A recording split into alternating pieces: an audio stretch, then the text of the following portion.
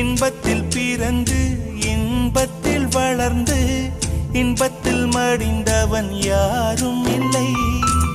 துன்பத்தில் பிறந்து துன்பத்தில் வளர்ந்து துன்பத்தில் முடிந்தவன் யாரும் இல்லை. இன்பம் பாதி துன்பமும் பாதி இரண்டும் வாழ்வின் அங்கம். நெருப்பில் வெந்து நீரினில் குளித்தால் நகையாய் மாறும் தங்கம். தோல்வியும் கொஞ்சம் வேண்டுமடி, வெற்றிக்கு அதுவே எணியடி.